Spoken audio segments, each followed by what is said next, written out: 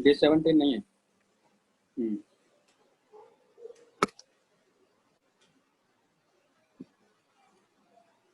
In the figure, the potentiometer wire of length L और resistance इसका दिया हुआ 9R है, इस AB वायर का, is joined to the cell D of EMF E and internal resistance R.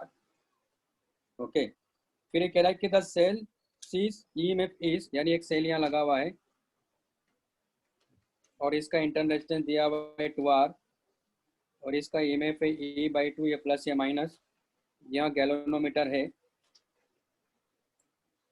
और ये जॉकी है यहाँ। The cell sees EMF is E/2 and its internal resistance is 2R. The galvanometer G will show no deflection.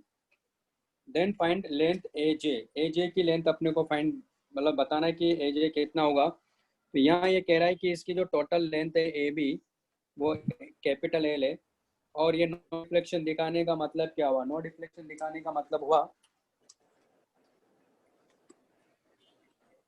कि इसमें current क्या है? Zero है। इसमें करंट जीरो का मतलब हुआ कि इधर से कोई करंट नहीं आ रहा है, यानी इसमें करंट क्या हो गया? जीरो। इसका मतलब यहाँ का जो पोटेंशियल डिफरेंस है, मान लेते हैं कि पॉइंट पी है, तो इसमें करंट क्या कर रहा है? यहाँ आई नॉट करंट फ्लो कर रहा होगा, क्योंकि ये प्राइमरी सर्किट है। तो यहाँ से भी आई नॉट जा रहा होगा और यहाँ से भी आई नॉट जा रहा होगा और इसमें भी क्या जा रहा होगा? आई नॉट जा रहा होगा। यानी इस पूरे सर्किट में आप देखोगे कि इस वाले पार्ट में आई नॉट ही करंट फ्लो कर रहा है। ओके, हाँ बोलिए, कोई डाउट है?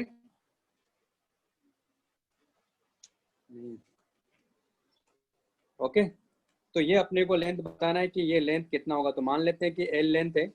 तो यहाँ क्या करेंगे हम लोग? पहले तो ये समझ लेते हैं कि इसमें आई नॉट करंट कितना होगा, वो आई नॉट निकाल सकता हूँ मैं। तो ये हो जाएगा हमारे पास में, ये ई दिया हुआ है इसने, है ना।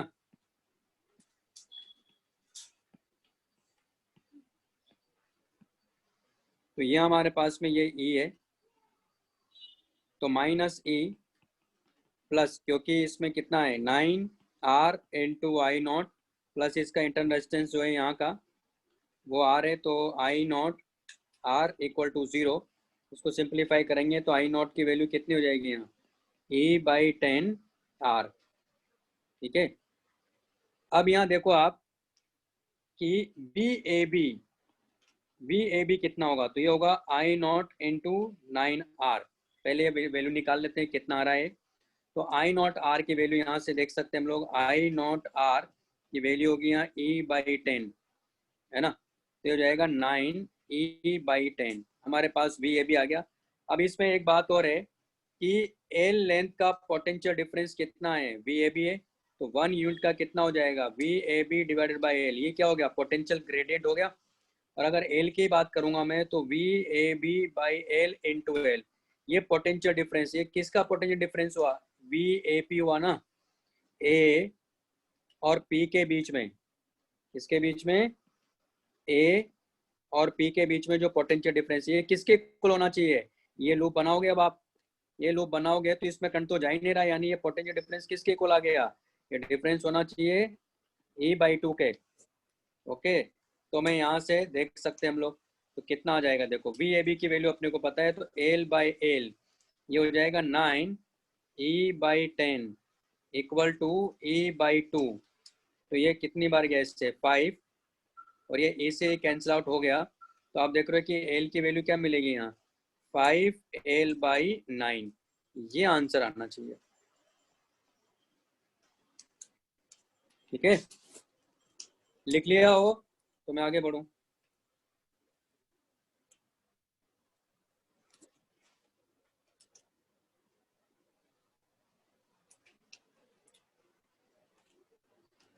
मेरी आवाज आ रही भाई आप लोगों को? हाँ सर। हाँ सर। हाँ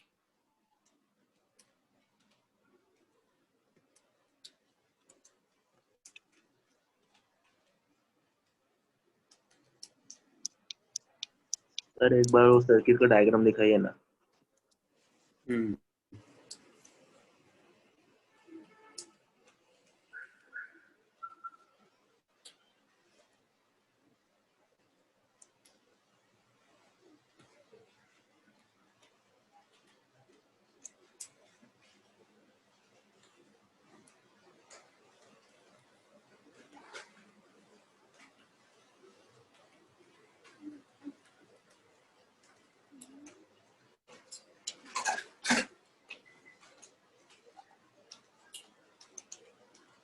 ओके आगे चले।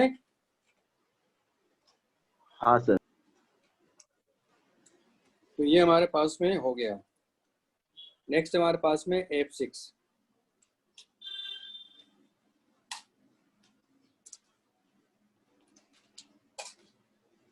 F6 क्या कहता है? F6 में कह रहा है कि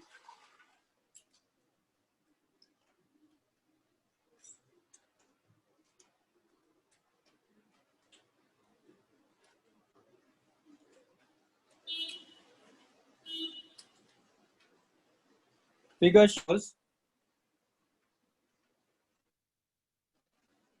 2-volt potentiometer used for the determination of internal resistance of 1 point। ये तो लाइट फॉर्मूला लगा देते ना यार। क्या था फॉर्मूला इसमें? R equal to capital R L1 minus L2 divided by L2। ये लगा दो, बस आ गया। आपको L1 L2 दे रखा है यहाँ, है ना, और रेजिस्टेंस कैपिटल R के 9.5 दे रखा है, आ जाएगा आंसर। ठीक है, ऐसे करना था। F7 figure shows a potentiometer the cell of EMF 2 volt and internal resistance दिया हुआ है। तो ये सर्किट में बना लेता हूँ पहले। ये A, ये B,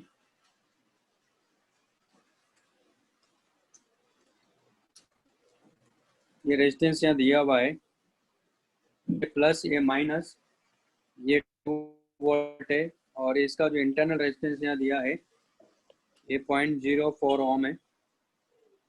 और ये हमारे पास में एक सर्किट यहाँ दिया हुआ है ऐसा, ये रेजिस्टेंस है यहाँ, इसको शॉर्ट कर सकते हैं इस की से, SW स्विच मान लेते हैं।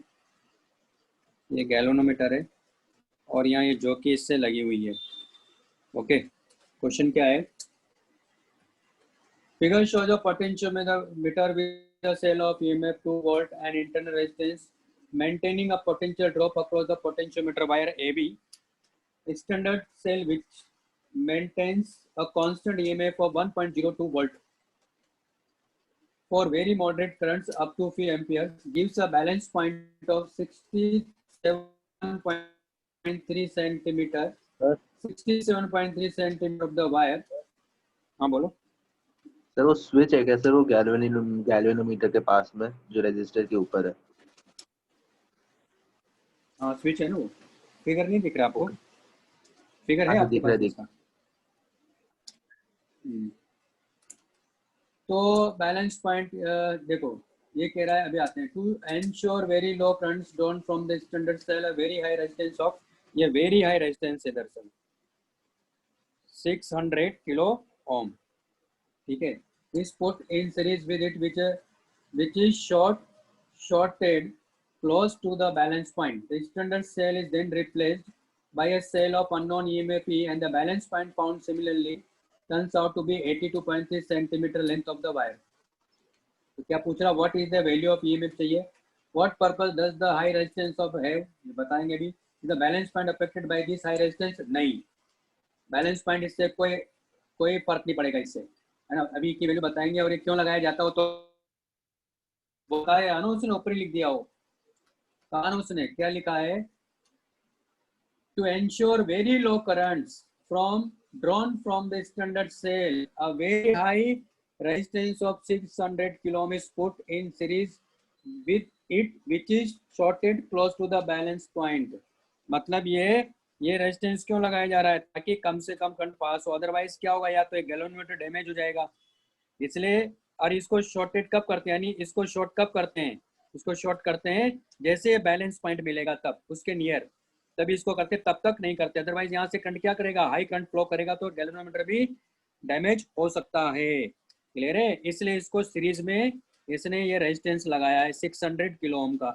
लेकिन जैसे बैलेंस पॉइंट नजदीक आता है उस टाइम इसको शॉर्ट कर देते हैं। शॉर्ट करने का मतलब क्या हुआ कि ये सारा करंट यहाँ से पास होता हुआ यहाँ निकल जाएगा, यानी इस वाले में कोई करंट ही नहीं जाएगा, इस वाले रेजिस्टेंस में कोई करंट नहीं जाएगा। आगे बात समझ में? तो पहले केस में क्या कह रहा है, ये प्लस या माइनस, और इसका ईएमएफ ये बोल रहा है 1.0 वोल्ट बैलेंस हो रहा है। कितनी डिस्टेंस पे बैलेंस हो रहा है? 67.3 सेंटीमीटर पे बैलेंस हो रहा है। तो हम पहले बात कर चुके हैं कि ये 1.02 इज डायरेक्टली प्रोपोर्शनल टू क्या होगा यहाँ L1, यानी इसको मैं क्या मान लेता हूँ, L1 मान लेता हूँ। यानी आपको क्या बताया था मैंने, ये आया था 1.02 इक्वल टू अल्फा L1, यानी हो गया 1.02 इक्वल टू अल्फा L1 की वैल्यू कितना है 67.3। इस ये वाली हमारे पास में एक इक्वेशन आ गई है। दूसरे केस में ये ई को लेकर आ रहा है, वो डायरेक्टली प्रोपोर्शनल टू क्या होगा L2, या है ना, इसको ई डैश ले लेते हैं हम लोग, और ये इक्वल टू कितना है अल्फा L2। ये अल्फा L2 कितना दिया इसने, वो दिया हुआ है 82.3। ये इक्वेशन नंबर 2 आ गई है, डिवाइड कर लो। तो 2 इज डिवाइडेड बाई 1, तो हमारे पास यहाँ से ई डैश चाहिए था अपने को, तो वह मिल जाएगा। कितना आ गया, यानी 82.3 डिवाइडेड बाई 67.3। सोल्व कर लीजिएगा, आंसर आ जाएगा, वोल्ट में आंसर आएगा, क्योंकि मैंने सबको किस में लिया है, ये 67.3 सेंटीमीटर में, 82.3 भी सेंटीमीटर में, 1.02 लेकिन वोल्ट में था। ई डैश क्या मिल जाएगा, वोल्ट में मिल जाएगा। तो एक आंसर तो ये आ गया। फिर व्हाट पर्पस डज भाई, ये बात हो गई है। इस balance point affected by this high resistance, नहीं, कोई फर्क नहीं पड़ेगा। क्यों नहीं फर्क पड़ेगा, क्योंकि जब ये बैलेंस पॉइंट होगा तब इस वाली ब्रांच में करंट क्या होगा, यहाँ जीरो, क्योंकि नो डिफ्लेक्शन की बात कर रहा है। तो यहाँ से भी करंट क्या आ रहा है, इसका मतलब जीरो। आगे बात समझ में, जब करंट ही नहीं फ्लो कर रहा है तो इसका कोई मतलब नहीं बन जाएगा, तो उससे कोई फर्क नहीं पड़ने वाला। नेक्स्ट फिर कह रहा है, is the balance point affected by the internal resistance of, क्योंकि आई नॉट चेंज हो जाएगा ना बेटा, आई नॉट क्या हो जाएगा, यहाँ चेंज हो जाएगा। आगे बात समझ में, इसमें जो करंट फ्लो कर रहा है ना बैलेंस पॉइंट के केस में आई नॉट, ये आई नॉट चेंज हो जाएगा अगर हमने ये रेजिस्टेंस चेंज कर दिया तो। ओके, तो बिल्कुल फिर ये कह रहा है कि would the method work in above situation if the driver cell of the potentiometer had an EMF 1 volt. नहीं, क्यों नहीं करेगा, क्योंकि ए बी के अक्रॉस जो पोटेंशियल डिफरेंस है वो हमेशा इससे ज्यादा होना चाहिए। इससे जो भी जिसका भी हमें ईएमएफ फाइंड करना है उससे ए बी के वैल्यू क्या होना चाहिए, ए बी के अक्रॉस पोटेंशियल डिफरेंस ज्यादा होना चाहिए। अगर आपने यहाँ 1 वोल्ट लगा दिया तब तो इसका यहाँ वैल्यू कितना, जबकि 1.02 है तो वो रीडिंग ही नहीं देगा, इसका मतलब नहीं, तब नहीं निकाल पाएंगे हम लोग, तो उस केस में ये मेथड वर्क नहीं करेगा। फिर कह रहा है, would the circuit work well for determining extremely small EMF से of the order of millivolts, such typical EMF of thermocouple sorry. तो would the circuit work will for determine, नहीं, स्मॉल के केस में क्यों नहीं वर्क करेगा, उसका main reason क्या है भाई, ये लेंथ है ना यार, ये लेंथ मेजर करेंगे ना हम लोग, और काफी स्मॉल आप लेकर आ रहे हो तो इसको मेजर कैसे कर पाओगे। अरे बात सुनो, तो मेन पॉइंट क्या होता है, मेजर करने वाली बात है, तो नहीं वर्क करेगा। अगर काफी स्मॉल की बात ये कर रहा है कि ई की वैल्यू अगर काफी स्मॉल हो जाए तो मेथड वर्क नहीं करेगा। क्यों, क्योंकि अपने को तो लेंथ मेजर करना है ना, तो हमारे पास अगर आप अच्छे से मेजर कर पाते हो तब तो कोई बात ही नहीं, लेकिन जिस तरह के इंस्ट्रूमेंट होते हैं लैब में उसके हिसाब से तो हम लोग मेजर नहीं कर पाएंगे, तब ये काम नहीं करेगा। ओके, तो यही आंसर था, मेरे ख्याल से बात समझ में आ गई होगी। ठीक है, नेक्स्ट, तो ये दोनों हो गए F9। भाई डाउट हो तो पूछ लो। मेरी आवाज आ रही है ना आप लोगों को? हाँ सर। F9 में क्या कह रहा है देखो, ये कह रहा है connect battery to the terminals and complete the circuit diagram so that it works as a potential divider meter. यानी ये हमारे पास में A पॉइंट है और ये B पॉइंट है, और यहाँ ये C पॉइंट है जो इसको टच करेगा। तो ये कह रहा है कि हमें किस तरह से इसको बनाना चाहिए। तो connect a battery to the terminals and complete the circuit diagram so that it works as a, तो बैटरी का कनेक्ट करने को कह रहा है टर्मिनल्स, यानी इसका मतलब है कि ये इस तरह से कह रहा है, तो ये माइनस है प्लस, ये मैंने मान लिया कि V नॉट है ना। अब अपने को पोटेंशियल डिवाइडर की बात कर रहा है, इसका मतलब क्या हुआ, ये वैसा ही केस हो गया जैसे हमने पोटेंशियोमीटर का देखा था। ये क्या हो गया एक्चुअल में, ये ड्राइविंग सर्किट हो गया ना, ये वाला पार्ट। ये क्या हो जाएगा, ड्राइविंग सर्किट हो जाएगा। इसका मतलब वो पॉइंट का होना चाहिए यहाँ, ये पॉइंट याद है A और ये पॉइंट B, इसको यहाँ से कनेक्ट कर दो। तो हमें A B के अक्रॉस क्या चाहिए, पोटेंशियल डिफरेंस चाहिए, तो इस वाले कॉन्सेप्ट से आ जाएगा ना। इसका मतलब ऐसा होना चाहिए सर्किट। मेरे ख्याल से बात क्लियर हो गई होगी, ठीक है। तो कहाँ लगाना चाहिए, यहाँ, ये वाला पॉइंट हो गया, सर्किट कंप्लीट हो गया। क्लियर है भाई सबको। तो आप, हाँ बोलो।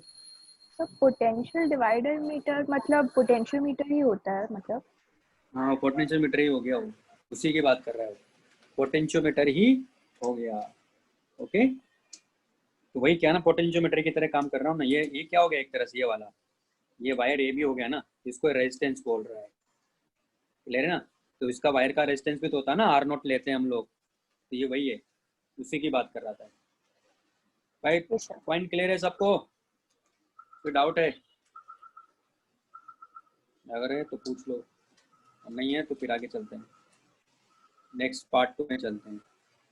पार्ट 2 में हम बात करेंगे सबसे पहले D1 की। D1 का B बताना है, D1 का B।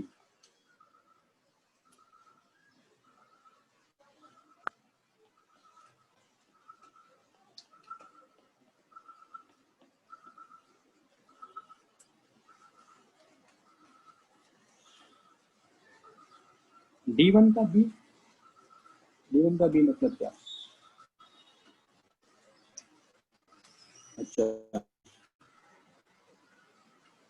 Two coils connected in series have a resistance. ये काफी अच्छा क्वेश्चन है, मालूम है D1।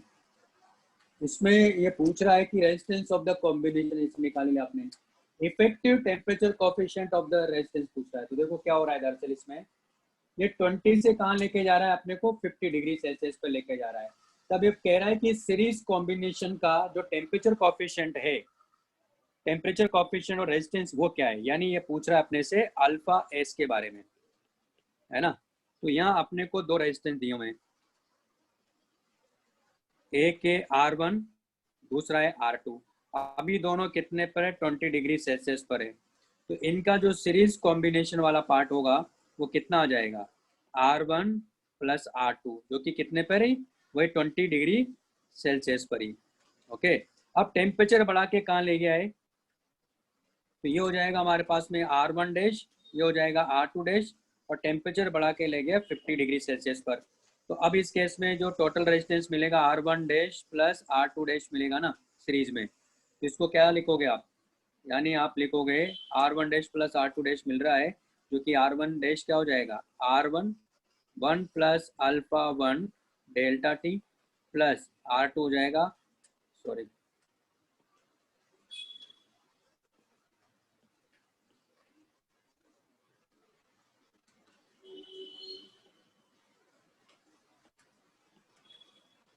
Plus R2 1 plus alpha 2 delta T हो जाएगा, है ना। अब क्या करेंगे इसमें, देखो ये हो जाएगा R1 alpha delta T plus R2 plus R2 alpha T, ये आ गया हमारे पास में R1 dash plus R2 dash. अब यहाँ से क्या करेंगे, देखो R1 प्लस R2 को साथ में ले लेता हूँ मैं, प्लस ये हो जाएगा R1 alpha 1 plus R2 alpha 2 into delta T, into delta T हो जाएगा,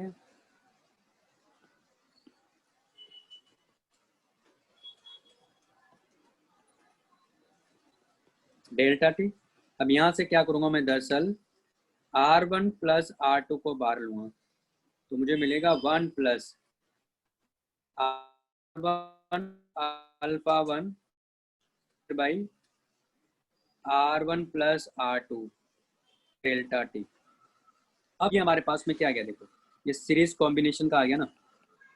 इसका मतलब ये क्या हो गया, ये वाला पार्ट ये हो गया हमारे पास में अल्फा एस। अल्फा एस क्या हो गया, R1 alpha 1 plus R2 alpha 2 divided by R1 plus R2। ये वैल्यूज रख दीजिए। अल्फा 1 अल्फा 2 R1 R2 आपको दे रखा, आपको अल्फा एस मिल जाएगा। लेकिन अगर मैं कहता if R1 equal to R2 equal to R है तो अल्फा एस क्या मिलेगा आपको? Alpha 1 plus alpha 2 divided by 2 मिल जाएगा। भाई ये बात समझ में आ गई सबको? आगे चलें, किसी को डाउट है तो पूछ सकता है। मेरी आवाज आ रही है सबको? हाँ सर। हाँ सर। तो आगे चलूं मैं अब? हाँ सर। एक मिनट रुको यार।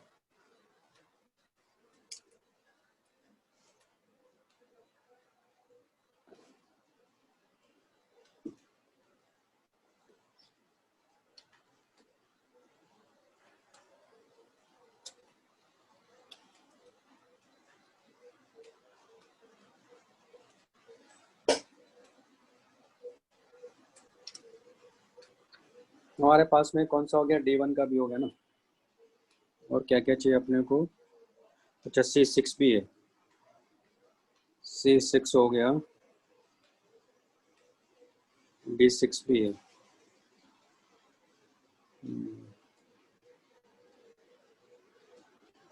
D11 D15 D16 और F5 F8 F9 F11 E4 भी है।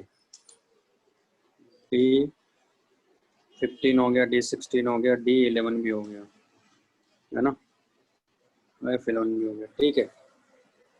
और D12। चलो सबसे पहले बात करते हैं C6 के बारे में।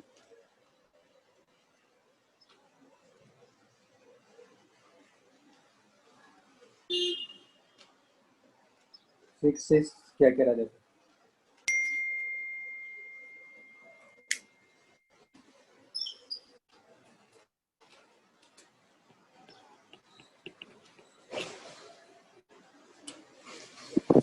ये कह रहा है अपने को फाइंड द करंट, अपने को देखो ऐसा दिया हुआ है,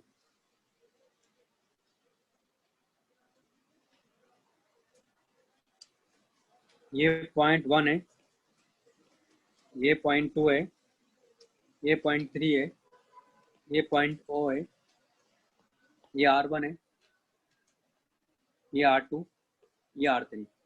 फाइंड द, ये पार्ट 1 है इसका, find the current flowing through the resistance R1 of the circuit shown in the figure if the resistances are given, अपने को दिया हुआ R1 R2 R3 दिया हुआ है, and the potential of points 1 2 3 are equal, यानी 1 का पोटेंशियल 10 वोल्ट, 2 का पोटेंशियल 6 वोल्ट और इसका 5 वोल्ट।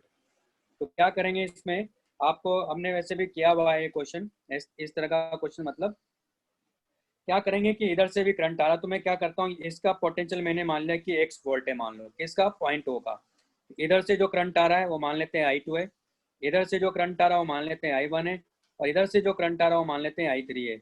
ये नोडल पॉइंट है। नोडल पॉइंट पर नेट करंट क्या होना चाहिए? According to KCL net current होना चाहिए 0। तो I1 क्या लिखोगे? पहले तो ये समझना पड़ेगा, तो ये हो जाएगा 10 - x डिवाइडेड बाई R1। फिर I2 लिखेंगे, कितना हो जाएगा? I2 हमारे पास में 6 - x डिवाइडेड बाई R2 हो जाएगा। फिर ये I3 लिखेंगे 5 - x डिवाइडेड बाई R3, और इन तीनों का सम किसके अकॉर्डिंग? KCL के अकॉर्डिंग। तीनों का सम क्या होना चाहिए? किसी जंक्शन पॉइंट पर अगर तीनों करंट साइड से करंट आ रहे हैं तो उनका तीनों का सम क्या होना चाहिए? 0 होना चाहिए। यहाँ रख दो, उससे x मिल जाएगा, x मिल जाएगा। तो फिर आपको क्या चाहिए था? R1 या R2 जो भी पूछ रहा है, तो x यहाँ से मिल जाएगा, तो फिर हम लोग ये करंट फाइंड कर लेंगे। तो हो जाएगा 10 - x 10 - x by R1 plus 6 - x by R2 plus 5 - x by R3 area equal to 0, values put कर दो, उसके बाद में यहाँ से x की वैल्यूज में पुट कर देना, I1 मिल जाएगा। ये तो हुआ पहला पार्ट। दूसरा पार्ट क्या कह रहा है, in the previous question potential at point 2, वो x की बात कर रहा है, क्लियर है, हो जाएगा। नेक्स्ट हमारे पास में D6 में,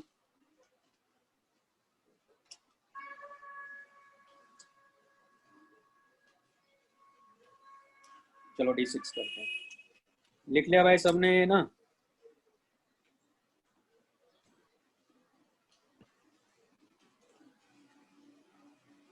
अगर नहीं लिखा तो बता देना मुझे। आवाज आ रही ना भाई? हाँ हाँ सर। हेलो। हाँ, हाँ सर। क्वेश्चन नंबर D6 में क्या कह रहा है, 5 identical resistors each of resistance 1 ohm, तो ये इस तरह से दिया है।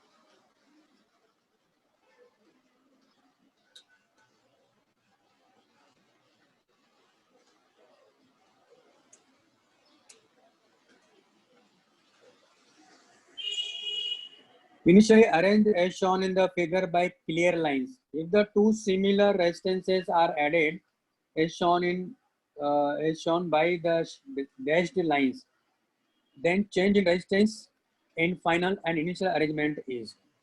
तो देखो पहले तो ये मान लेते हैं कि ये A पॉइंट है, ये B पॉइंट है। आप देख रहे हो कि तीनों के मतलब सॉरी 5 जो रेजिस्टेंस है 1 1 2 3 4 5, इसका मतलब यहाँ हो जाएगा R इनिशियल, वो हो गया 5 ओम, क्योंकि इंडिविजुअल का कितना है 1 ओम है। अब ये क्या कह रहा है, लेकिन दूसरे केस में, ये पहला केस था, दूसरे केस में कह रहा है कि इसको ऐसे कनेक्ट कर दिया है,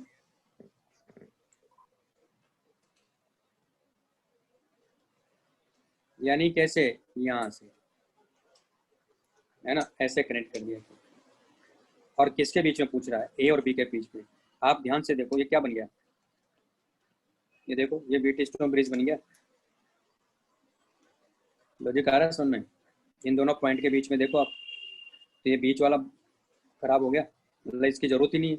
यानी कितना आ गया देखो, यानी ये हो गया हमारे पास में एक रेजिस्टेंस, तो ये हो गया, है ना।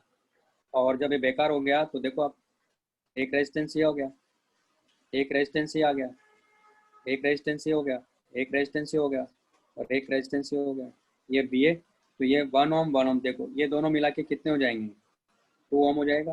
ये दोनों मिला के कितना हो जाएगा, 2 ओम हो जाएगा, 2 ओम।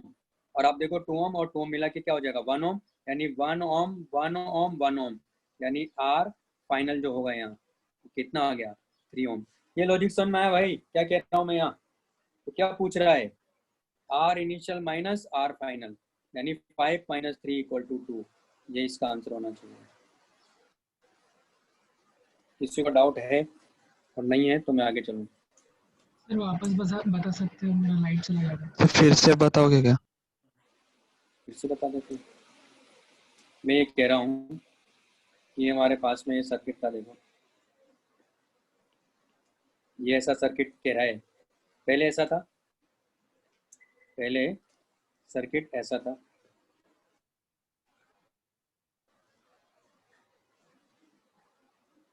पहले सर्किट ऐसा था, उसका तो रेजिस्टेंस मिल गया अपने को 5 ओम। अब ये कह रहा है कि इन दोनों पॉइंट को, यानी इस पॉइंट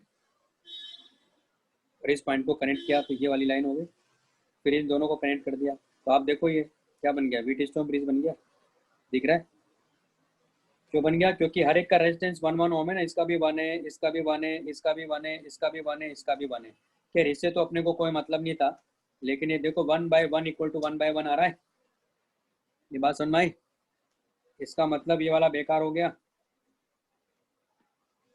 क्यों, क्योंकि इस पॉइंट और इस पॉइंट का पोटेंशियल सेम हो गया, तो ये सर्किट बन जाएगा हमारे पास में, ये जो बनाया मैंने, क्योंकि इन दोनों का पोटेंशियल क्या हो गया, यहाँ सेम हो गया।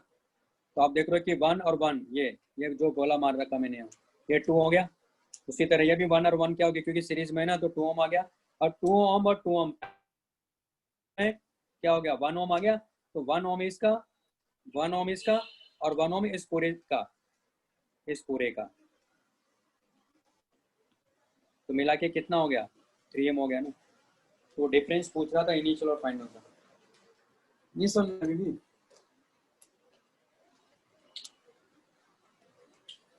यस और नो? हाँ सर। मेरी आवाज आ रही है क्या? हाँ सर। यस और नो। नेक्स्ट हमारे पास में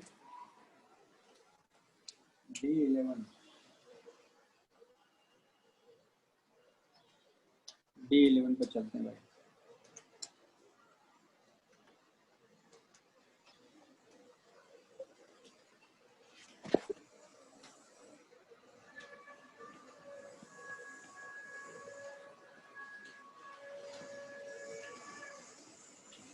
D11 क्या कह रहा है? ये तो क्लास में भी करवाया ऐसा क्वेश्चन तो यार।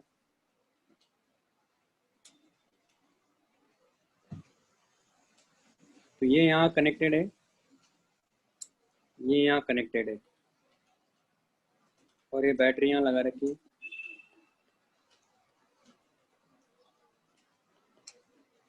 ये कितना हमारे पास में 2 वोल्ट हो गया। ये आ रहे, ये आ रहे, ये आ रहे। क्या कह रहा है? 3 equal resistance each of R are connected as shown in the figure. A battery of 2 volts. Internal resistance 0.1 ohm. यानी इसका internal resistance भी दिया है R equal to 0.1 ohm. ठीक है? Is connected across the circuit. Calculate the value of R for which the heat generated in the external circuit is maximum. Heat generated is maximum. है ना? याद आ रहा है क्या पढ़ाया था मैंने कॉन्सेप्ट? ये हमारे पास में इस सर्किट का इक्विवेलेंट रेजिस्टेंस निकालेंगे पहले। तो मैंने मान लिया कि ये पॉइंट ए है और ये मान लेते हैं पॉइंट बी है। ओके, तो पहले इसका इक्विवेलेंट निकालेंगे, उसके बाद बात करेंगे हम लोग।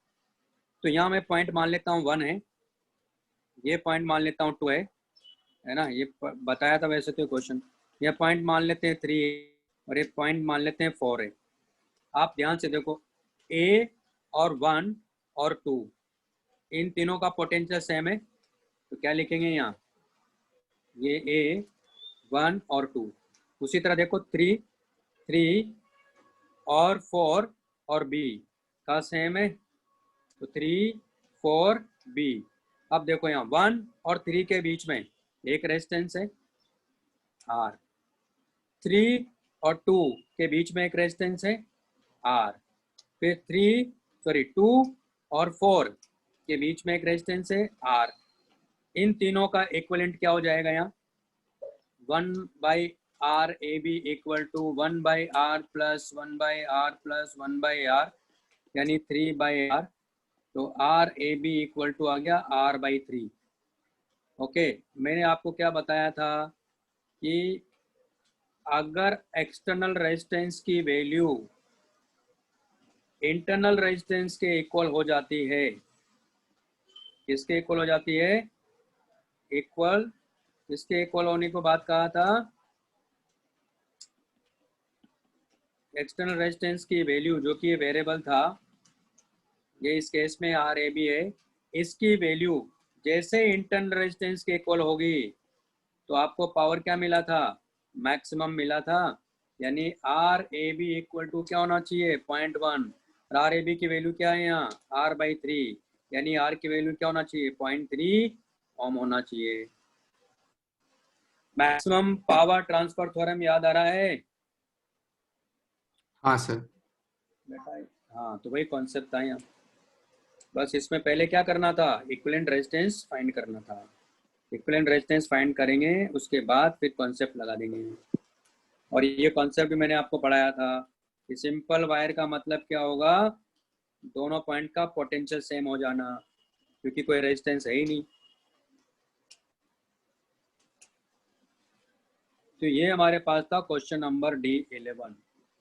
नेक्स्ट हमारे पास में D15। D15 क्या कह रहा है? The equivalent resistance between the points A and B बताओ। देखो करते हैं। हमारे पास दिया हुआ है कि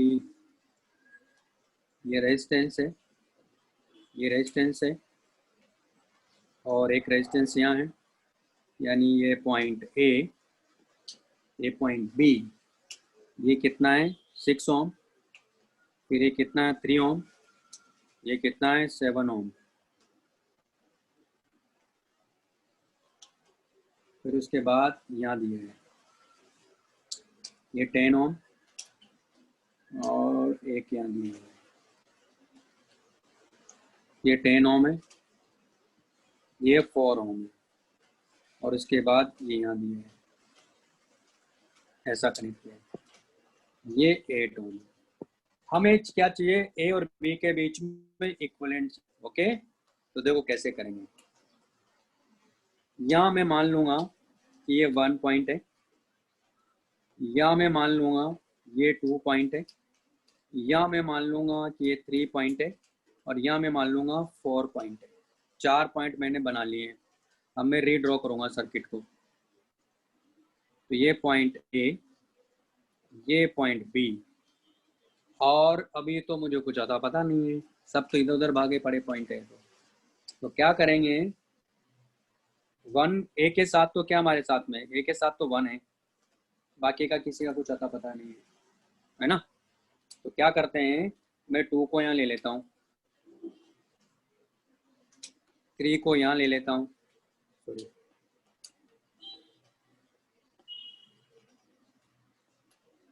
3 को मैं यहाँ ले लेता हूँ, और 4 को यहाँ ले लेता हूँ, कुछ भी अता पता नहीं है। अब ध्यान से देखो, आप 1 और 2 के बीच में एक रेजिस्टेंस है,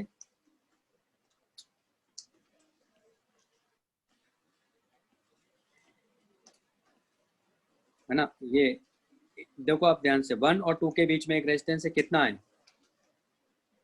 यानी 8 ओम है। फिर 1 और 3 के बीच में भी एक रेजिस्टेंस है, कितना है 6 ओम है। फिर 3 और 2 के बीच में एक रेजिस्टेंस है, देखो आप कितना है 10 ओम है, ये वाला। फिर 3 और 4 के बीच में एक रेजिस्टेंस है, कौन सा, ये वाला 3 ओम है। फिर 2 और 4 के बीच में एक रेजिस्टेंस है, कितना है 4 ओम है। फिर 4 और बी के बीच में एक रेजिस्टेंस है, कितना 7 ओम। अब ध्यान से देखो इसको, इस वाले पार्ट को देखो आप, ये स्टोन ब्रिज दिख रहा है, हाँ? देखो तो 10 वाला क्या हो गया, यानी इस पॉइंट का पोटेंशियल सेम हो गया। इसका मतलब इसको रीड्रॉ कर लो आप। तो ये हमारे पास में ए, तो ये वाला हो गया, और ये 6 ओम, ये 3 ओम, और ये क्या हो गया 8 ओम, और ये क्या हो गया 4 ओम, और ये बीच वाला हमने हटा दिया, ये वाला पार्ट का, और एक यहाँ आ गया हमारे पास में 7 ओम। तो ये भी हो गया। अब ऊपर देखो कितना आ गया 9, और नीचे कितना आ रहा 12, है ना। ये 9 और ये 12, ये 12 ओम, ये 9 ओम, ये ए, ये बी, ये 7 ओम। तो कितना आ गया था, यहाँ डायरेक्ट लिख दें आर ए बी, क्योंकि पैरेलल में तो क्या लिखेंगे 12 into 9 divide by 12 plus 9 plus 7। तो आप देखो कितना आ गया 9 इंटू 12 डिवाइड बाई कितना हो गया 21 ना, प्लस 7। तो 9 से सॉरी 3 से 3 और 3 से 7, तो 36/7 प्लस 7 क्या आंसर है, कितना आ गया देखो 36 प्लस 49/7, तो कितना हो गया 5, और ये 8/7 हो, ये आंसर आना चाहिए। बात क्लियर है, आगे चलें, इसमें कोई डाउट नहीं होना चाहिए। क्या, हेलो, नहीं सर। नहीं सर। कौन सा क्वेश्चन था हमारे पास में, D15 था ना, 1 मिनट रुको यार।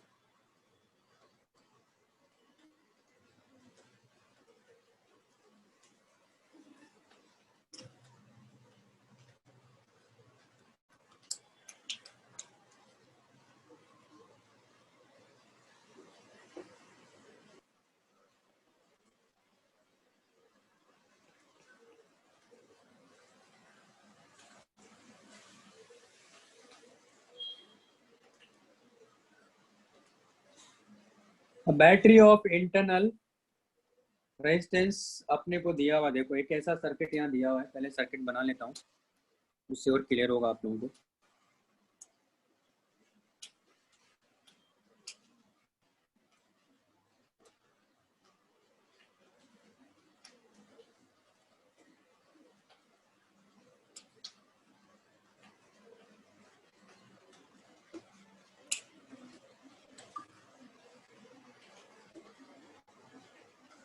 ये आर, ये आर, ये आर, ये 6R, ये 4R, ये आर और ये आर, और ये बैटरी ऐसे दिया है। इसका EMF E है और इसका अपना इंटरनल रेजिस्टेंस भी है जो कि 4 ओम है। ये हमारे पास में सर्किट दिया है, ये 6 ओम है। क्या कह रहा क्वेश्चन में? A battery of internal resistance 4 ohm is connected to the network of resistance as shown in the order that the maximum power can be delivered to the network. The value of R in ohm should be. ये वापस से वही question आ गया, आप ध्यान से देखो इसमें। देखो ये व्हीटस्टोन ब्रिज बन रहा है क्या? मेरे हिसाब से तो बन रहा है। देखो कैसे, यहाँ देखो ये इन दोनों का देखो, ये 2R हो गया सीरीज में है ना, और ये दोनों मिला के क्या हो गए? ये भी 2R हो गया। तो देखो सर्किट समझ में आ गई बात। देखो R यानी सर्किट देखो कैसे, यहाँ से बनाता हूँ मैं। ये पॉइंट A और ये पॉइंट B बना लेते हैं, और ये पॉइंट मान लो देखो ये C है और ये D है। देखो इसमें कैसा बन रहा है,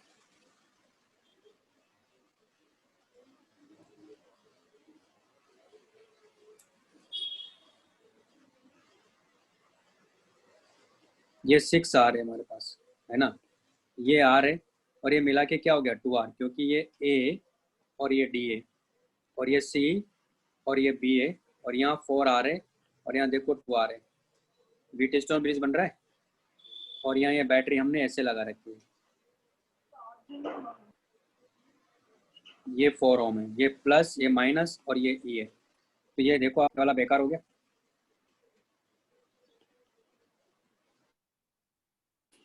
भाई समझ में आ गई बात। R/2R इक्वल टू 2R/4R, देखो ना आप, R/2R इक्वल टू 2R/4R, यानी 1/2 इक्वल टू 1/2 आ रहा है, यानी व्हीटस्टोन ब्रिज बन गया। व्हीटस्टोन ब्रिज बनने का मतलब हुआ कि C और D का पोटेंशियल सेम हो गया। इसको रिमूव कर दो, तुम्हारे पास ऊपर क्या हो जाएगा, सीरीज में आ जाएगा।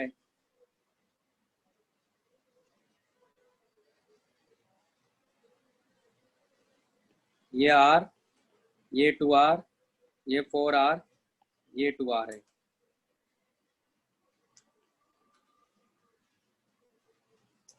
ये 4 ओम, ये प्लस माइनस, ये E है। क्लियर है? ऊपर वाला कितना हो गया देखो, ये मिला के कितना आ जा रहा है, ये 3R आ रहा है क्या?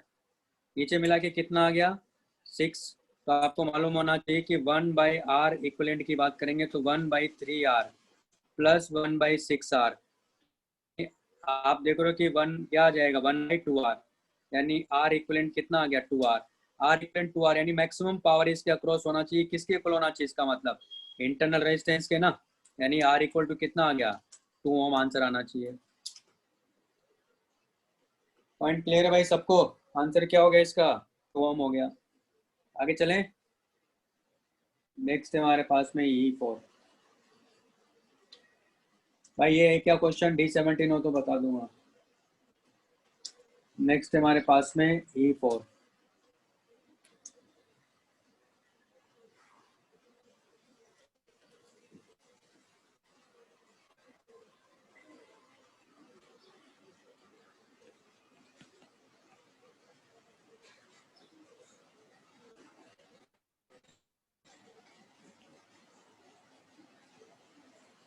E4 में हमारे पास में n sets of current with different EMFs are connected as shown in figure. The EMFs of the sources are proportional to their internal resistance. EMFs of sources are यानी E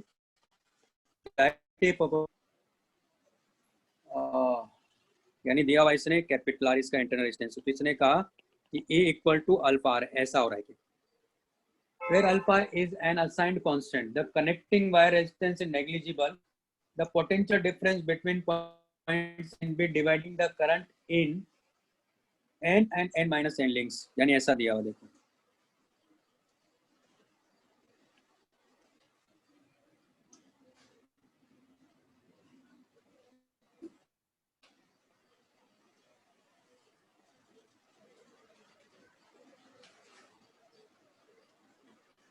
ये यही मतलब ये नहीं कह रहा हूँ कि इतना ही है, समझ मारा है, तो n है पूरा इसमें जुड़ा हुआ है, तो हमें ये पॉइंट है मान लो B और ये पॉइंट है A, तो इधर मान लो अगर n है, टोटल कितने हैं इसमें, टोटल कैपिटल N है, तो इसका मतलब इधर की साइड जो है यहाँ से यहाँ तक वो स्मॉल n है, और इधर की साइड जो है वो n माइनस n है, ये ऐसा दिया है। ओके, तो इनका अपना हर एक का इंटरनल रेजिस्टेंस भी है, तो मैं क्या कर रहा हूँ यहाँ, क्योंकि पहले इस पूरे लूप की बात करूंगा मैं, तो मैं यहीं से स्टार्ट कर रहा हूँ, मान लो यहाँ से स्टार्ट करते हैं हम लोग, तो हमें मालूम है कि माइनस या प्लस है, तो क्या लिखेंगे हम लोग, माइनस ई, अरे इसके साथ में इंटरनल रेजिस्टेंस पे, तो क्या लिखेंगे आई आर, फिर minus E minus I are, है ना, और ऐसे जाते जाते कितनी टर्म्स हैं टोटल, यानी इसकी एन टर्म्स है, इसकी भी एन टर्म्स है, मैं एन टर्म्स लिख देता हूँ,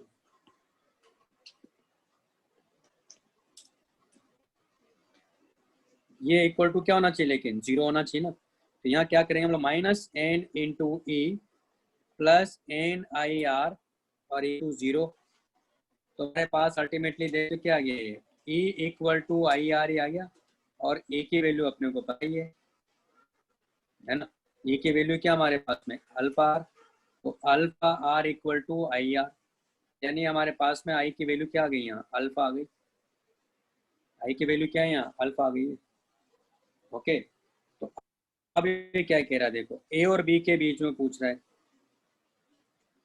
कि पोटेंशियल डिफरेंस क्या है, तो मैं इसमें ऐसा कर सकता हूँ कि मैं या तो इधर से इधर आऊँ, मैं ये ले लेता हूँ, इधर से इधर ही ले लेता हूँ, यहाँ से यहाँ तक के लिए, है ना, इधर से इधर आ जाता हूँ, ये मेरे पास में ए है और इधर मेरे पास में बी है, तो करंट कैसे फ्लो कर रहा है, लेकिन इसमें करंट तो ऐसे फ्लो कर रहा है ना इसमें सर्किट में, तो वहाँ से लिखेंगे तो कितने एन है, स्मॉल एन है, कितना है स्मॉल एन है, तो हम लोग लिखेंगे V A minus V B, क्या लिखेंगे plus E minus I R लिखूंगा ना, तो सब जगह ए लिखूंगा तो इसको एन से मल्टीप्लाई कर दूं ना मैं, ज़्यादा अच्छा है, तो यहीं से आ गया देखो, ये क्या है, ए इक्वल टू आई आर है, ये तो जीरो ही आ गया, यानी आंसर क्या है इसका मतलब जीरो आंसर है, तो इससे बात बन गई हमारी, ये था E4 हो गया।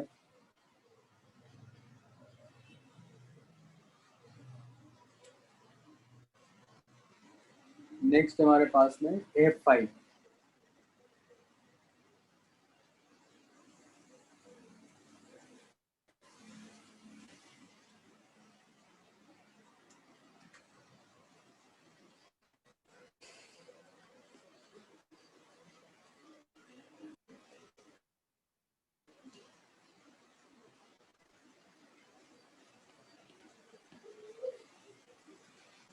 भाई समझ में आ रहा है, हाँ सर, कोई दिक्कत नहीं ना। A5 में क्या कह रहा देखो, galvanometer together with an unknown resistance in series is connected to two identical batteries each of 1.5 volt. Galvanometer together with an unknown resistance in series is connected. When the batteries are connected in series, the galvanometer records a current of 1 ampere, and when the batteries are in parallel, the current is 0.6 ampere. What is the internal resistance of the battery? तो देखो क्या कह रहा है, ये galvanometer है और इसके साथ एक रेजिस्टेंस है, galvanometer together with an unknown resistance in series is connected to identical batteries. ये रेजिस्टेंस मान लिया मैंने, और इसका अपना रेजिस्टेंस मैंने मान लिया RG, तो ये इसे सीरीज में लगाया है इसके साथ।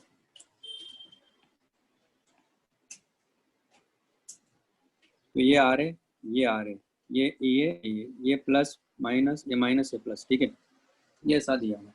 तो अभी इस केस में करंट कितना जा रहा है, 1 एम्पियर। सॉल्व कर लेंगे तो क्या हो जाएगा, minus E plus RG plus R into 1 plus 1 into R minus E plus 1 into R equal to 0 हो जाएगा ना। तुम्हारे पास आ गया 2E equal to RG plus R plus 2R। ये इक्वेशन नंबर 1 हो गई। अब क्या कह रहा है, the galvanometer records the current of this ampere when the batteries are parallel in the circuit. अब पैरेलल है मान लो ऐसा,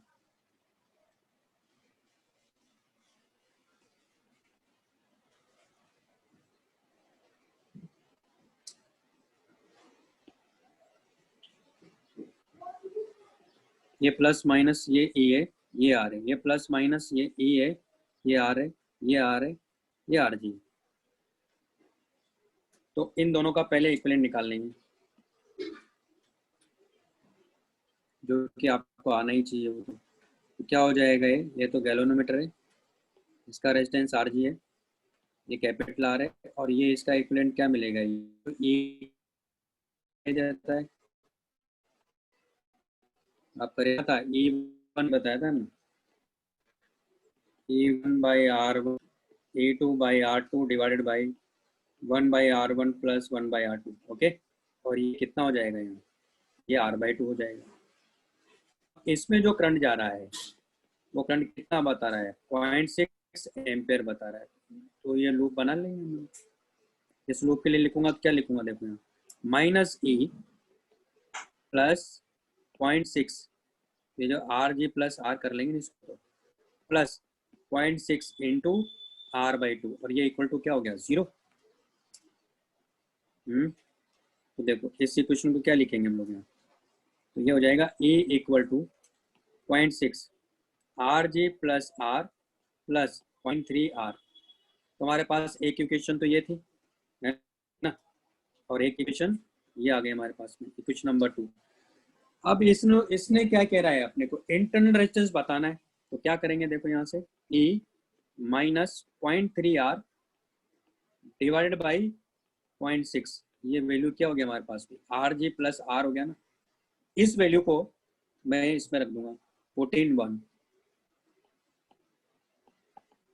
तो पुटिंग इन 1 क्या था, देखो 2E, ये वाली इक्वेशन हमारे पास में 2E इक्वल टू, ये वैल्यू होगी E minus 0.3 R by 0.6 plus 2 R।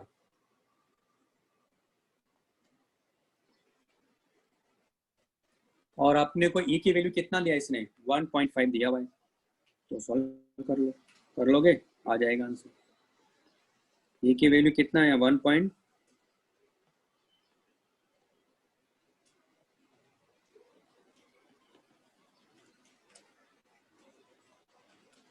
बात समझ में आ गई सबको,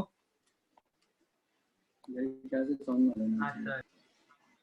नेक्स्ट हमारे पास में F8।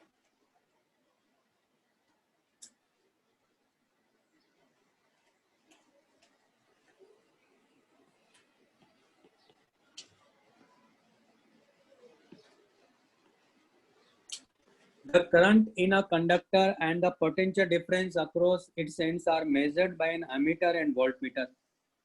The meters are draw negligible currents. The ammeter is accurate, but the voltmeter has a zero error. That is, it does not read zero when no potential difference is applied. When the zero error is, then the zero error अपने को बताना कि क्या होगा। तो यहाँ कहने का मतलब क्या, पहले समझ लेते हैं। मान लो कि ये गैल्वेनोमीटर है,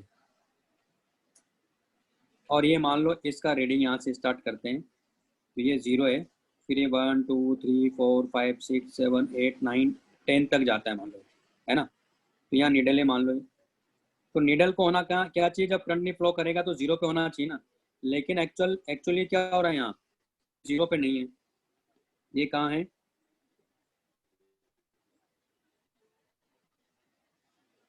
क्योंकि ये 0 1 2 3 4 5 6 7 8 9 10, तो ये निडल मान लो कहाँ है, यहाँ है। किस पर है, क्योंकि तो जीरो है। फिर 1 2 3 4 5 6 7 8 9 और 10। इसका मतलब अब ये अगर मान लो अभी जब करंट नहीं फ्लो कराया तो कहाँ पर है, 1 पर है, समझने के लिए ले रहा हूँ मैं। लेकिन जैसे करंट फ्लो कराया तो कहाँ चला गया है, 5 पर। मतलब देखा जाए तो करंट कितना हुआ, 4 एम्पियर ही तो हुआ ना। पहले सॉरी वोल्ट मीटर की बात कर रहे हैं, एम्पियर कर रहे हैं, उसकी बात नहीं कर रहे हैं। तो पहले कितना दिखा रहा था, 1 वोल्ट दिखा रहा था, अभी कितना दिखा रहा है, करंट फ्लो कर किया तो 5 वोल्ट। इसका मतलब रीडिंग कितना, यानी कितना हुआ, इसका मतलब वोल्टेज 4 वोल्ट ही हुआ ना। ये समझ में आया। हाँ सर। हाँ सर। इसका मतलब मैंने एरर क्या मान के चल रहा हूँ, इसको बोलते हैं जब ये 0 से 1 से स्टार्ट कर रहे हैं ना मान लो, मैं इसको बोलते हैं पॉजिटिव जीरो एरर। अगर यही यही मान लो निडलियां होती,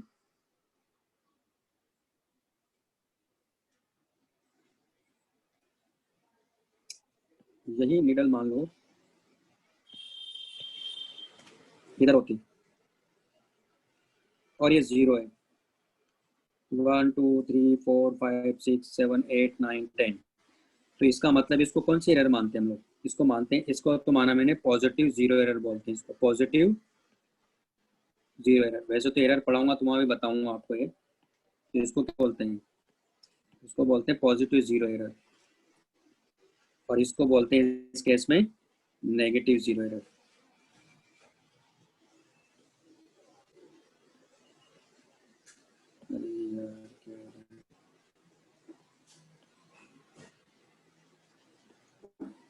क्लियर है, इसको बोलते हैं नेगेटिव जीरो एरर।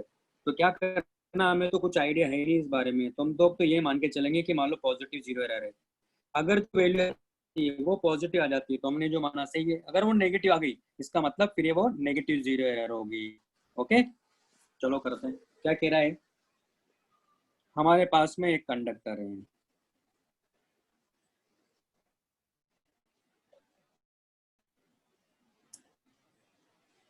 इसके जो वोल्टेज है वो वी नॉट है, तो इसे करंट गया आई, और इसका अपना रेजिस्टेंस आर जो कि फिक्स हो। तो क्या कह रहा है, it does not read zero when no potential difference is applied then the zero error is if the readings of two different conditions के लिए क्या हो गया यहाँ, यानी जो रीडिंग दिखा रहा है वो कितना दिखा रहा है, तो V नॉट जो दिखा रहा है वो कितना दिखा रहा है 14.4, वो 14.4 नहीं है। V नॉट को क्या लिखेंगे हम लोग यहाँ, इसको लिखेंगे 14.4 माइनस, मैंने मान लिया कि ये VA मान लो, ये हमारे पास में V नॉट होगा, और ये इक्वल टू क्या लिखेंगे IR, है ना। तो पहले वाले के लिए I1 है, यहाँ लिखेंगे 14.4 minus we equal to I1 कितना है 1.75 इंटू आर। दूसरे केस में क्या कह रहा है, ये समझ में आ गया ना, माइनस क्यों किया मैंने, यहाँ क्या था मैंने 5 माइनस 1 किया था, ये वही है क्योंकि पॉजिटिव जीरो एरर की बात कर रहा हूँ मैं। ये हो जाएगा मेरे पास में 22.4 माइनस वी, और ये इक्वल टू कितना हो जाएगा 2.75 R. Equation number 1 equation number 2 divide कर दो, 1 इज डिवाइडेड बाई 2 कितना हो गया 14.4 माइनस वी 22.4 माइनस वी, ये हो जाएगा 1.75 डिवाइडेड बाई 2.75, तो कितनी बार जा रहा है ये कितना हो जाएगा वैसे 175 बाई 275, करोगे इसको सॉल्व कितना जाएगा, 25 से कितनी बार गया देखो 7, और 25 से कितनी बार 4 और 3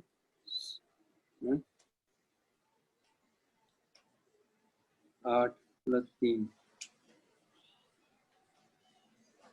11 ना।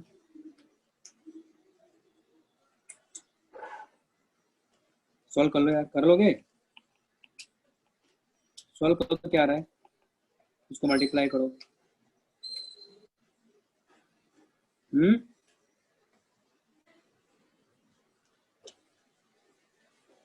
कितना आ रहा, सॉल्व करके दिखाओ तुम लोग। मेरी आवाज आ रही है ना भाई? सर 0.4 आ रहा है। पक्का ना?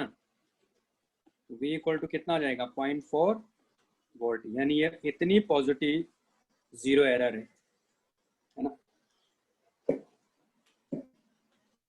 नेक्स्ट है F9।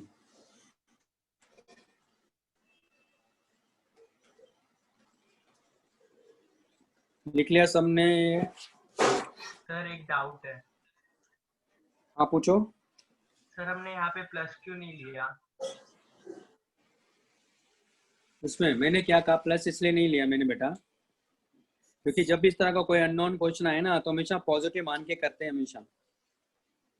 वो आएगा तो अपने आप नेगेटिव आ जाएगा। ठीक है सर। सारी बात सुन, क्योंकि जब हाँ, पॉजिटिव मांगते हैं ना तो पॉजिटिव तो अपने आप पे पॉजिटिव है, पॉजिटिव ही नेगेटिव आने का मतलब है कि उसका नेगेटिव हो गया ना वो पॉजिटिव का ही। तो हमेशा पॉजिटिव मान के करते हैं, ध्यान रखना है हमेशा, वो अपने आप नेगेटिव पॉजिटिव आ जाएगा। ठीक है।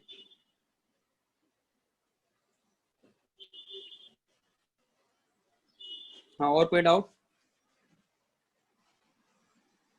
नहीं सर। नेक्स्ट हमारे पास में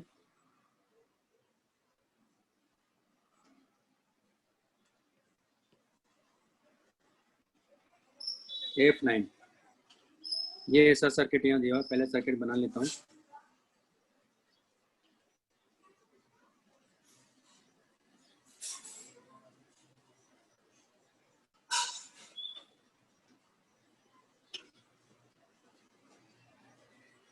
ये अपने को ऐसा दिया हुआ है, ये एक से, और यहाँ एक गैलोनोमीटर दिया हुआ है।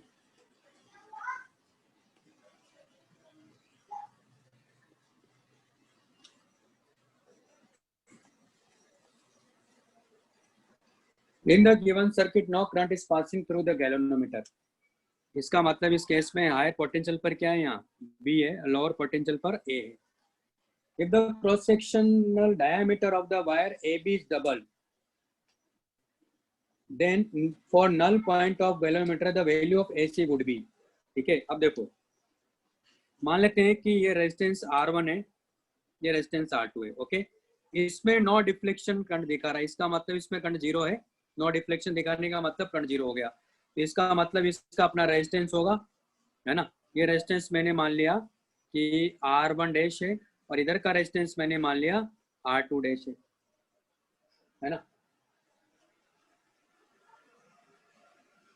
तो कह रहा है कि in the no current passing through the galvanometer the cross section of the wire is double, और नल पॉइंट तो देखो ये एक्स अपने को दिया हुआ है, तो ये लेंथ कितना है तो पता नहीं मुझे, है ना।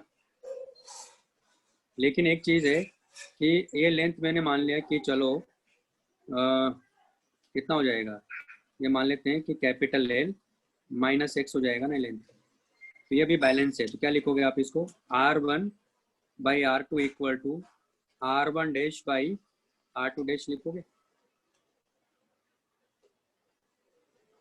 तो R1 को क्या लिखोगे, rho x by area divided by rho L minus x by A लिखोगे। अब ध्यान से समझिएगा, देखो इसको, ये R1 बाई R2 क्या रहा है, यहाँ रो से तो रो भी कट गया,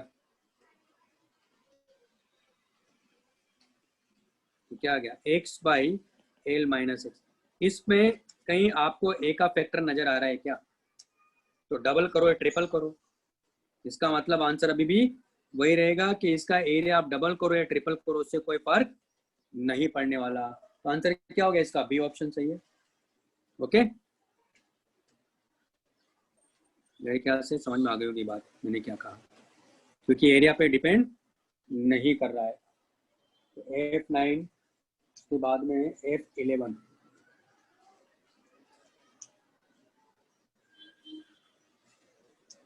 ये लास्ट है क्या, इसके बाद भी क्वेश्चन है। F11 कैसे करें, तो याद आ रहा मैंने आपको पढ़ाया था, एक क्वेश्चन लिया था डिस्चार्ज ट्यूब वाला, कितने लोगों को याद है वो क्वेश्चन, डिस्चार्ज ट्यूब वाला एक क्वेश्चन लिया था, इसमें माइनस Q1 चार्ज था प्लस Q2 चार्ज था, टोटल करंट क्या लिखवाया था, दोनों का सम करना था मैग्नीट्यूड लेकर, यानी Q1 plus Q2 divide by T किया था, वही कॉन्सेप्ट यहाँ लेना है, सेम वही है। क्या करना है, salt water contains n sodium ion से, यानी पॉजिटिव आयन है यानी है ना, और नेगेटिव आयन से। ओके, तो दोनों का क्या करना है, सम करना है। तो salt water contains n sodium ions per cubic metre and small n chloride ions per cubic metre, यानी दोनों का स्मॉल एन सेम है। A battery is connected to a metal rod that dipped into the narrow pipe full of salt water. The cross-sectional area of the pipe is A. The magnitude of the drift velocity of the sodium ions VNA and the magnitude of the drift velocity of the chloride ion is VCl. Assume that VNA greater than VCl. Electron plus the charge of proton. तो simple सा concept है, ये tube है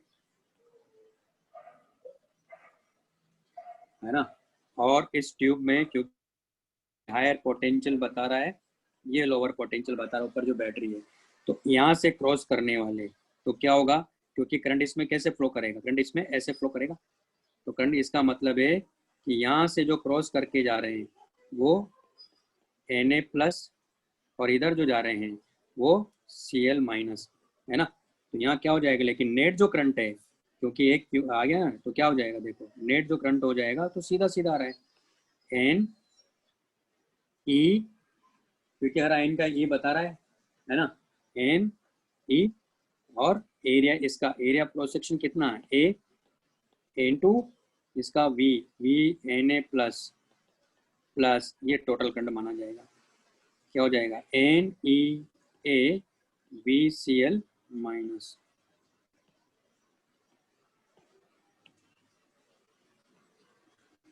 ये current माना जाएगा।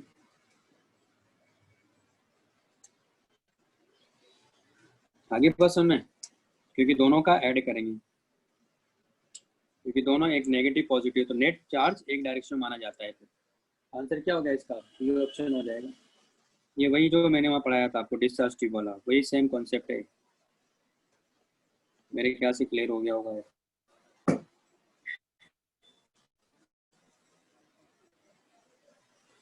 मेरी आवाज आ रही है? हाँ सर। हेलो, हाँ सर। हाँ भाई, ये क्लियर है जो मैं बोल रहा हूँ यहाँ? हाँ सर। हाँ सर। तो नेगेटिव, यही कॉन्सेप्ट हम लोग सेमीकंडक्टर में भी यूज करेंगे, जब पीएन जंक्शन डायोड पढ़ेंगे, वहाँ भी जो टोटल करंट माना जाता है ना सेमीकंडक्टर के अंदर भी, तो वहाँ सेमीकंडक्टर के अंदर एन ई होगा, है ना, इलेक्ट्रॉन का number of electrons per unit volume, और फिर ई से मल्टीप्लाई करेंगे ए, और ये बी डी ई होता है, प्लस एन होल्स के लिए होता है, और ई ए बी डी एच होता है वहाँ, और ये टोटल करंट माना जाता है। यानी टोटल करंट होता है इलेक्ट्रॉन की वजह से प्लस होल्स की वजह से। ये सेमीकंडक्टर में भी यही यूज करेंगे, क्योंकि वहाँ इलेक्ट्रॉन्स भी होते हैं, होल्स भी होते हैं। इलेक्ट्रॉन्स कंडक्शन बैंड में होंगे और होल्स वैलेंस बैंड में होंगे। इसका पार्ट 3 नहीं किया आप लोगों ने? नहीं सर। इसका एक्सरसाइज 3 भी नहीं किया होगा फिर तो, है ना? यस एक्सरसाइज 3 में इंस्ट्रूमेंट्स को छोड़ के बाकी हो गए। अच्छा, बाकी सारा सर एक्सरसाइज 3 किया है? हाँ सर। सर। हाँ सर। नहीं सर, नाइस, नहीं किया? सर पूरा नहीं हुआ। पूरा नहीं हुआ। बहुत हाँ सर बढ़िया। पूरा नहीं हुआ। पूरा नहीं।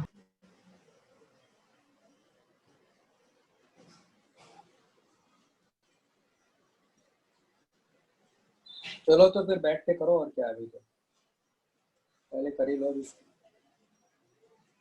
रिकॉर्डिंग तो रोक दो।